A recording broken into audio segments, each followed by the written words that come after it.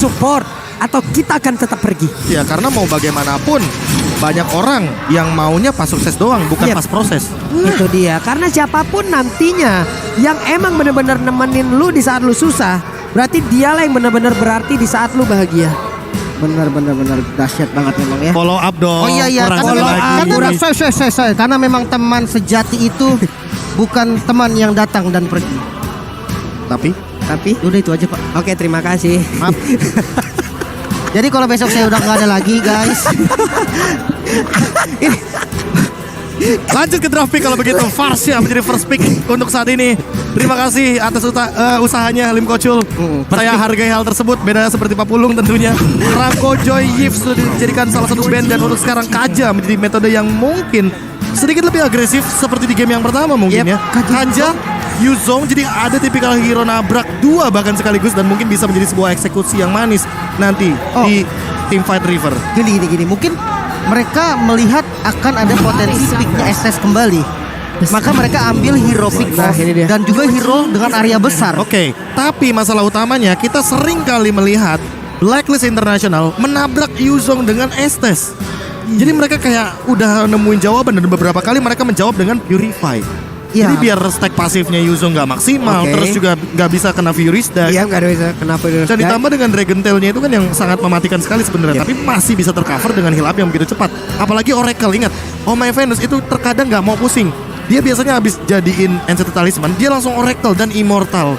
Jadi benar-benar kehadiran teamfight itu atau presence itu yang dijadikan prioritas bagi Oh My Venus. Tergantung bagaimana durasi dia berada di dalam tim fight tersebut. Betul. Ya. Dia lebih baik untuk bisa membuat dirinya jauh lebih lama lagi. Dan Edward sekarang mendapatkan satu hero yang sangat nyaman, dan kita tahu Edward dengan Benedetta-nya dia bisa defense sangat-sangat kuat banget. Tapi ini berbeda loh. Ini Lunox-nya bukan di tangan Skylar kayaknya. Dengan pick yang ketiga, ini akankah menuju kepada Clay dengan item Necklace of Durance juga masih dengan item yang sama? Karena ini bedanya. Ketika Necklace of Durance ada di tangan Valentina dan di tangan Lunox, ini kan pasifnya berbeda. Valentina pasifnya adalah ketika dia memberikan dealing damage kepada hero lawan, dia mendapatkan EXP atau experience. Tapi kalau misalkan Lunox mendapatkan satu buah cooldown reduction, aku bilangnya, dia akan menambahkan penetration point ketika nanti warna ungunya sedang nyala. Jadi bisa combo mungkin Clay Dede atau Deden Dede untuk menggunakan Chaos dan juga Order Brilliance di waktu yang bersamaan. Ada efek Necklace of Durance ngebakar sedikit dari bawah sehingga DPS-nya tetap ada. Oke. Kalau misalkan gini Prof, kalau kita mengandai-andai ya. Biarkan Lunox-nya ditaruh di arah mid lane. Gold lane-nya diisi mungkin seperti Harit lah ya tipenya. Harit, dan mid-nya ngambil Granger. Apakah masih bisa nutup di heal dan Estes-nya? Jungler, Granger, bisa sih. Masih bisa ketutup. Hanya saja berarti mau tidak mau harus menutup juga bagi hero-hero seperti ya salah satunya Fredrin atau bahkan Bax-nya kayaknya menurutku masih aman sih. Barat kayaknya, iya Barat. Brody. Dan makin diperkecil lagi lah pemilihan dari marksman-nya. Baratnya dikasih? Baratnya dikasih berarti Barat Estes. Kalau pakai Granger menurutku bukan jadi jawaban kalau begitu. Oke. Mungkin karena mungkin RRQ melihat adanya kombinasi dengan Kaja dan juga Lunox yang bisa aja nih dengan damage yang pas nge-pick off langsung mungkin ke arah baratnya. Bisa. Atau dia nge-trigger ya mau nggak mau Venusnya menggunakan flicker biar dia nggak telat follow up. Atau jangan-jangan targetingnya akan diubah sedikit. Benedetta yang punya anak Ivern Eye tetap terkena Divine Judgment kan ketika dia menggunakan skill tersebut. Jadi ambil dulu hero yang bisa memecah belah team fight-nya, baru mereka main ketika nggak ada Edward di dalam skema team fight besarnya. Cuman ini menjadi PR untuk Arceus ya. Edward bukanlah orang yang seperti itu, orang yang gampang untuk langsung diculik. Bahkan dia bisa mengacak-acak lebih dari berapapun orang yang ada dari di depannya. Menang jumlah itu belum tentu lo bisa ngedapetin si Edward loh. Ini yang gue lihat dari berbagai pertempuran. Ini masalahnya. Yuzong diamankan, gak ada lapu-lapu kan yang di ban. Apakah ini akan menjadi Benedetta untuk Wise? Jadi lapu-lapunya diamankan oleh Edward di experience. Ini cukup menarik, tapi kayaknya Barat Barat yang memang mau dipakai. Nah ini link ini dipakai untuk nutupin landing jauh. Karena Yuzong itu nggak bisa clear lane jauh-jauh dan tiba-tiba join, dia bakal lama banget jalannya. Atau akan ada satu hero yang lane jauhnya kuat seperti Pakito muncul dari Edward, sehingga nantinya Wise yang akan membawa Benedetta jungler. Dan satu gold laner-nya yang tersisa untuk sekarang. Fighter tuh. Ya karena nggak ada Brody kayaknya satu hero yang masih tersisa seperti Clint akan oke sekali untuk di game kali ini. Atau Leslie. Kita udah lama Leslie. banget loh. Beberapa kali kita miss akan Leslie. Dan itu kita tahu sendiri bahwa salah satu hero yang memiliki true damage yang sangat tinggi sekali ketika kita ngomongin soal late game. Atau mungkin dia ngambil Beatrix, kembali dimunculin. Beatrix, Head. Oh, ada Harit sepertinya di sana dan juga Barats yang terlihat. Namun sekarang diubah menjadi Aldos karena Link agak sedikit terganggu dengan skill 2 dari Aldos dan bisa terkena chase fade juga. Benar. Ini bagus banget sih draftnya juga dari Blacklist, dia ngerespon. Jadi bukan berarti template ya, dari Blacklist ini nggak template jelas. Karena 2 pick terakhir selalu menentukan hero apa yang bisa menjadi lawannya dari RRQ sendiri. Sementara udah ada Link nih, untuk landing panjangnya udah ada solusi. Tapi satu hero lagi nih, mungkin untuk marksman-nya. Apa yang bisa nahan nih, Prof? Atau jangan-jangan diubah, Lunox-nya tetap jadi gold lane. Ketemu sama Harit biar nggak kalah-kalah banget untuk match up-nya. Sehingga nantinya mid laner-nya nanti mungkin akan ada satu hero baru untuk Clay dan Beatrix. Clay di Beatrix berarti. Oke, mengandalkan WWN nanti ya kemungkinan besar. 2 hero power dari 2 individual RRQ Hoshi. Jujur Clay dari semenjak dia masih satu tempat sama saya, dia bilang paling nyaman pakai hero apa sih, Den? Pakai Lunox. 3 hero power dari sisi RRQ Hoshi berarti. Ini menarik banget sih, dan ini harus all in banget di sini karena bisa dibilang ini match point juga untuk penentuan dari RRQ. Kalau memang misalkan dia nggak berhasil untuk namain kedudukan, maka harus turun ke lower bracket, bukan dieliminasi ya. Jadi teman-teman turun lewat nggak lower tahu. bracket. Dan Ya. tetap itu bukanlah hal yang mungkin kita harapkan. Ya. Tapi tetap akan kita dukung siapapun perwakilan dari tim Indonesia untuk berlaga di ajang M4 World Championship saat ini. Oke, ini dia nih yang di outdoor, kita mau minta tepuk tangan dan juga semangat jadong dulu itu. Hey. Nah, ini sekarang di sana lagi tepuk tangan nih. Lagi tepuk tangan. gitu. Waduh, mantap. Dan juga yang di dalam indoor nih luar biasa sekali. Semangat yang masih terpancar di mana mereka semua masih ingin menyaksikan pertandingan antara Blacklist International versus RRQ Hoshi. Skor sementara 2 untuk Blacklist. Dengan draft yang kali ini cukup menarik dari keduanya, di mana memunculkan kembali nih Beatrix yang dari tadi kita sudah sempat bahas kemana Beatrix nih, agak kangen nih sama Beatrix, dan kali ini Skylar yang memunculkan dengan Beatrixnya. Ya, tapi jangan lupakan juga bahwa dengan kehadiran dari Linknya Albert, apalagi dengan menggunakan Killing Spree, impact jangka panjang tentu akan menjadi sebuah opsi juga. Ditambah dengan pick off dari Kaja dan Lunox yang bisa meltdown siapapun di early sampai dengan mid game nantinya.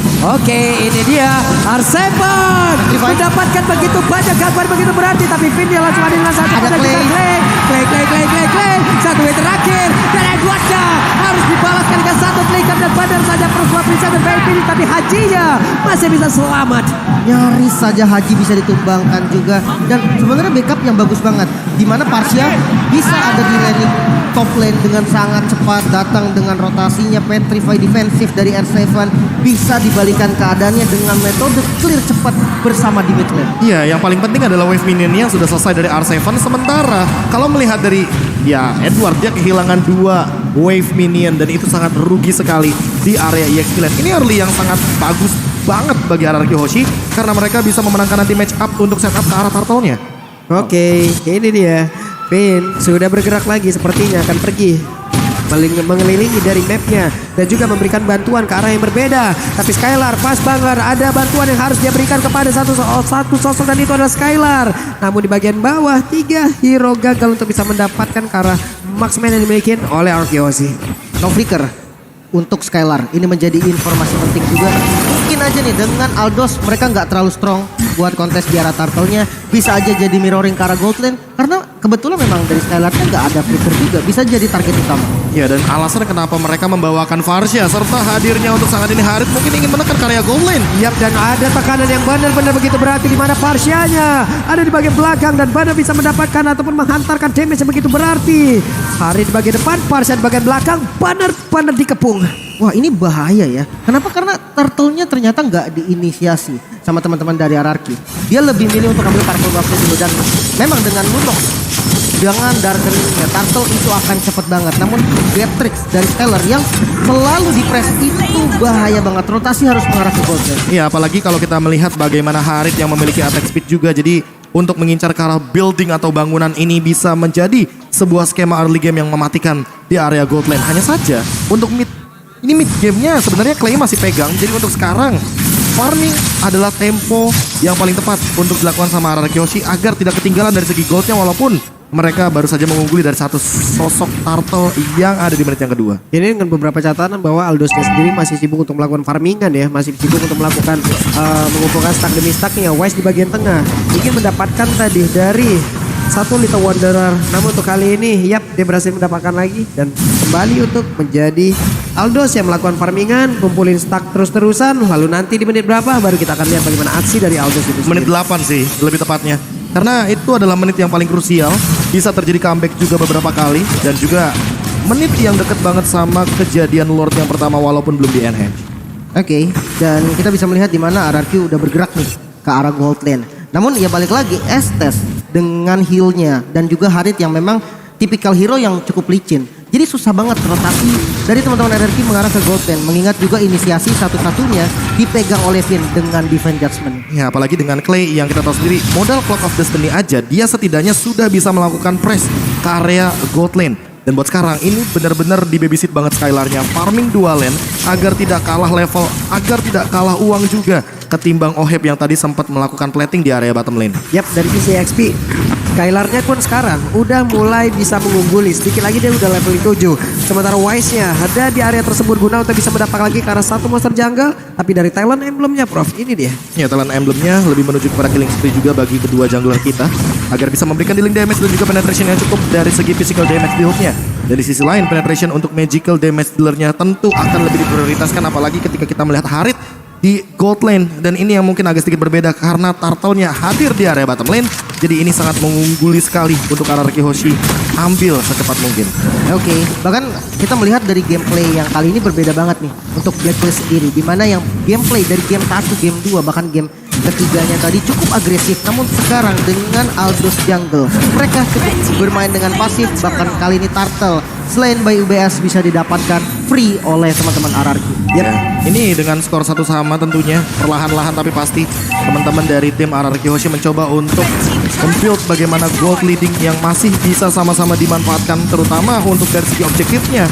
Kali ini satu ditukarkan dengan satu jadi masih sama-sama bisa farming dan mengincar ke arah objektif dari masing-masing gold lanernya. Oke, dari minimap kita lihat loh, kayaknya ada aksi pengejaran dilakukan Benedetta tapi ternyata tidak, dia langsung balik arah lagi. Mereka semua udah mulai berkumpul tapi untuk beberapa item yang udah jadi ini dia Prof. Itu dia Clock of Destiny dari Clay dan terdetek sedikit dengan satu buah sniping power dari runner apatinya Skylar dan dibuka dengan chase weight jadi kayaknya harus repositioning dan Petra Airstrike hanya menjadi sebuah poke damage agar nanti teman-teman dari Araki Hoshi terpisah. Oke, satu lagi di Pejas punya berhasil menambah langsung ke arah satu player.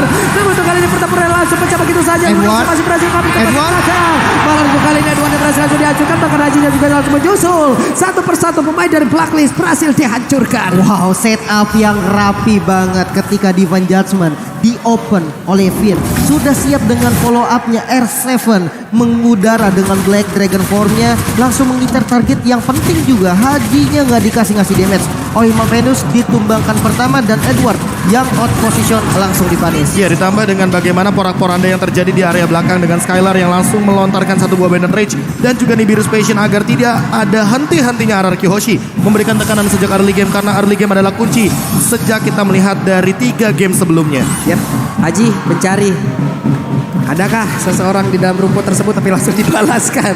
Saling berbalas aja. Mereka belum bisa dipertemukan di dalam landing tersebut. Bahkan Venus juga ikut-ikutan berada di area tersebut. Hanya saja untuk kali ini ada lagi pada langsung dikeluarkan Finn mencoba mengeluarkan Ring of Order-nya tapi tidak kena ke arah siapapun. Bahkan barusan ada Renner Apati begitu pula tidak kena ke arah siapapun. Ya bahkan Turtle yang ketiga ya, kali ini Turtle ketiga bisa menjadi nih perfect Turtle untuk teman-teman dari RRQ. Mengingat setup yang dilakukan dari teman RRQ juga simple banget, ditarik langsung Edward yang menjadi target pertama namun masih cukup tanky dan belum bisa ditumbangkan. Langsung ada Aegis dan juga heal up dari Oh My Venus bahkan belum mengeluarkan ultimate-nya untuk sekarang. Bahkan harus lebih berhati-hati agar tidak kesetir untuk Turtle yang ketiga karena 2-1 semenjak tadi menit yang kelima. Oke, ada Albert kali ini di area tersebut. Belum lagi seluruh pergerakan dilakukan oleh pemain dari Blacklist International berhasil untuk mengusir mundur beberapa pemain dari Araki Hoshi dan juga R7 masuk ke tengah-tengah pusaran defense yang dimiliki oleh Blacklist International. Satu dihancurkan dan Venus adalah satu salah utama bahkan 2 orang dapat triple kill. Edward berhasil langsung dihancurkan. Albert kali ini udah mulai bergila dan juga turtle-nya akan segera didapatkan tanpa kekuatan yang berarti harusnya. Ini dia RRQ bermain dengan temponya mereka. Mereka nggak mau lagi nih ketinggalan turtle, bahkan perfect turtle. Turtle selain Bayu Baseball diamankan kembali oleh RRQ. Gak cuma turtle tapi juga invasi jungle yang berhasil diamankan. Untuk sekarang level dari Albert juga akan perlahan-lahan lebih tinggi lagi ketimbang Wise. Damage retributionnya tentu akan lebih besar lagi. Dan untuk segi itemnya, Thunderbelt serta hadirnya satu buah Brute Force akan menjadi item utama bagi sosok Aldous. Namun untuk Albert dia sudah selesai dengan Berserker's Fury dan juga Windtalker. Ditambah dengan ada satu Swift Crossbow untuk attack speed yang lebih pasti. Dan Finn siap dengan flickernya. Apakah akan ada satu body Divine Judgment? Karena Edward seperti yang kita mainin sebelumnya, ini adalah target yang paling bisa diambil sebenarnya. Karena kalau misalkan dia dilepaskan sendirian itu akan menjadi malapetaka. Oke, Wise sudah hadir tadi. Terlihat. Dan ini dia Divine Judgment yang berarti mendapatkan langsung ke arah Venus. Namun untuk kali ini R7 pun harus merasakan hal yang sama. Satu untuk satu, tapi Venus menghilang satu poros utama defensif dari Blacklist. Iya, kunci dari Blacklist yang langsung di pick off dengan metode konsilnya tadi. Sebetulnya bagus ketika chase fade dari Aldous-nya Wise itu udah di cancel. Otomatis side-nya udah mulai ketutup lagi. Dan momen itu yang dimanfaatkan oleh Finn untuk counter initiate, bro. Iya, apalagi dengan menggunakan flicker yang sangat selalu siap dilakukan oleh Finn. Apalagi dengan pull up yourself together yang hadir dari emblem sosok Kaja untuk satu ini. Oheb selesai dengan Feather of Heaven. Secepat mungkin RRQ Hoshi harus tetap menekan permainan dari Blacklist International. Jangan sampai nanti setelah Oheb selesai dengan concentrated energy, gamenya akan dikembalikan karena untuk pick off. Kita tahu sendiri, semakin late game, chance-nya, kemungkinannya bakal semakin kecil. Oke, Albert begitu mendominasi untuk berada di area tersebut dan Purple Buff-nya kembali berhasil diambil. Coba lihat, Venusnya akan maju dan Edward akan menjadi orang terdepan untuk bisa mencari di manakah main-main ataupun mempertahankan defensifnya agar pemain Arkeosi tidak bisa masuk. Dan yang menarik kali ini Wise ternyata Prof yang ditugaskan untuk landing jauhnya. Iya, karena mau bagaimanapun Aldous adalah satu sosok yang bisa menyelesaikan wave minion dan juga mempertahankan bagaimana stack yang nantinya akan build up menuju ke arah late game. Dan inilah dia Free Lord yang bisa diamankan oleh teman-teman dari RRQ Hoshi. Sementara di area depan sana Wise mungkin agak sedikit tertinggal, apalagi dengan hadirnya Divine Judgment yang 1, 2, 3 akan hadir. Dan benar saja Divine Judgment-nya mendapatkan langsung ke arah dari Wise. Dan hanya tersisa 4 orang untuk kali ini. Damage-nya pun pasti cukup karena tadi semuanya ada di sana. Dari segi magical, Clay dengan Lunox penetrasi yang kuat banget. Ada Skylar juga dengan physical damage yang siap untuk nge-follow up. Tumbangnya Wise ini bisa berarti membuka potensi. Dan Renner Apati sakit banget. Dan ini dia itemnya, bro. Ya, ditambah dengan Demon Hunter Sword untuk menumbangkan bagaimana frontliner dari teman-teman Blacklist International. RRQ Hoshi dengan Skylar untuk saat ini cukup sekali untuk memberikan dealing damage, apalagi attack speed yang tentunya akan menambah power reload dari sosok Beatrix dengan 4 senjatanya. Yap, Lord sesaat lagi akan hadir di area top lane. Sementara mereka sudah set up posisi, mereka sudah siap untuk mendobrak masuk. Semuanya sudah di standby kan. Ada Magic Sentry dikeluarkan, Purple Buff masih memanggil-manggil di bagian belakang. Venus sudah memberikan healing terhadap Haji, tapi Albertnya mengamankan terlebih dahulu terhadap satu Purple Buff yang ada di bagian belakang. Dan sekarang tapi Venus berhasil diaturkan kembali, tapi malah Skylar yang mendapatkan hasil yang sama dan nasib yang sama, menghilang pula dan mereka harus reset kembali. Oke, paling nggak satu Bestara di bagian top lane sudah dihancurkan. Minion di bagian atas nggak usah dirapin lagi nih, bro. Ya, apalagi ditambah dengan hadirnya Lord di area top lane akan mendorong Albert untuk menuju ke area bottom lane dengan attack speed yang begitu tinggi. Tentunya untuk sekarang perlahan-lahan 1v1 situationnya tentu Albert lebih diunggulkan, apalagi Purple Buff ada di tubuhnya. Oke, sementara untuk kali ini Albert sudah berada di area mid pula. Zaman Borsan dikeluarkan, Haji berhasil langsung dihancurkan begitu saja, tapi Albert yang langsung berhasil dihancurkan pula. Namun untuk kali ini R7 tetap ada di area tersebut dan tetap mempertahankan ke arah outer turret. Ya, sama-sama basic attack yang begitu tinggi sepertinya, critical damage yang juga masih connect dan juga Windtalker jangan lupa. Itu adalah salah satu item yang ada di tubuh dari Albert serta true damage yang cukup menembus ke arah Oheb. Sesaat lagi mungkin Oheb akan menjadi sebuah masalah karena sepertinya concentrated energy akan menjadi item terakhirnya. Oke, lebih sustain lagi berarti ya. Lebih bisa lama untuk fight nih. Ini yang jadi masalah. Karena mereka punya Estes yang kita tahu nih. Estes memang hero durability. Sementara burst damage dari teman-teman RRQ sendiri itu berfokus terhadap satu target.